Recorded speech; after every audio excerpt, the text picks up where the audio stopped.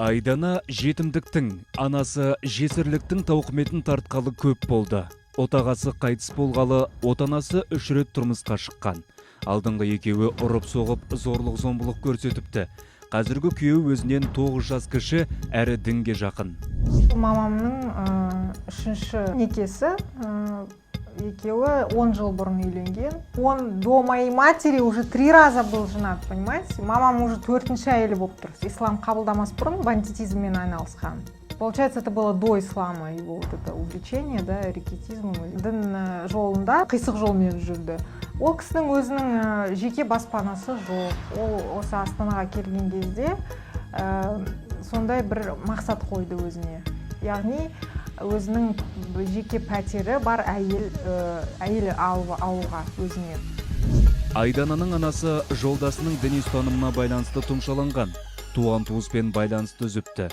Шайтанның арбауы деген желеумен телевизор қарамайды. Кең дүниені тар түсінікпен шектеп тастаған күйеуі болса, өгей қызына және оның құрбысына көз салған. Діттегеніне жетпегенде қаһарын жұбайына төккен. Құрбым келді үйіме. Ол қыз 25 жаста. Өгей әкемнің көзі барды да менің анама сөйтіп айтты, ана қызды маған 2-ші әйел алып бер деп. Айтады ғой, Құдайдан қорықпағаннан қорық деп. Сол рас сөз деп ойлаймын. Өйткені адам, мысалы, өзінің иманы түсіп жатқан кезде, оны көтерудің орнына одан сайын нәпсісіне беріліп кетеді. Говорит, мен вообще негізінде дейді, бұрын болса, сенің анаңды кездестірмейтін болсам, мен саған үйленер едім деп. Діни ағымға түсудің, жалпы бұл идеологияға түсудің өзі де сол мысалға тәуелділіктің бір несі деп айтамыз, тармағы деп айтамыз. Бұрынғы олардың өмірін алып қарасаңыз, нашақор болған, болмаса маскүнемдікке салынған жігіттердің бір кезде жаңағы діндар болып, басқаша жаңағы образға емесі кейіпке ену. Бірақ оның жан жарасы жазылған жоқ. Оның санасындағы отырған тәуелділіктен әлі шыққан жоқ. Бұл әрине комплекс. Биыл Нұр-Сұлтан қаласында отбасындағы кикілжіңнен қажыған келіншектер полицияға 4700 рет шағымданған. Олардың 2300-не қорғау нұсқамасы беріліпті.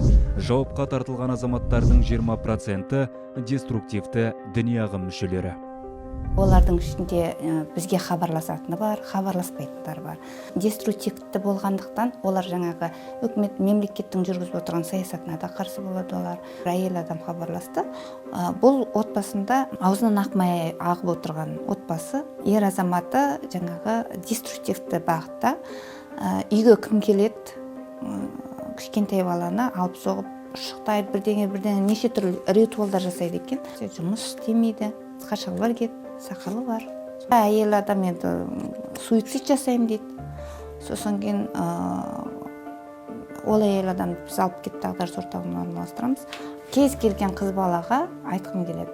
Сіз еш қорғаусыз қаламын деп ойламаңыз. Сізге мемлекеттік органдар, үкіметтік емес ұйымдар, жалпы қоғам көмектесетінін ұмытпаңыз. Айдана деструктивті идеологияны ұстанған өгей әкесінің өшпенділігінен сескенеді. Полицияға арыз дайындап жатыр. Қауіпті будан торынан анасын құтқаруды сұрайды. Сондай-ақ оқшауланған жамағатты жағалайтын жұмыссыз азамат өздеріне тиесілі баспананы сатып жібереме деп қауіптенеді.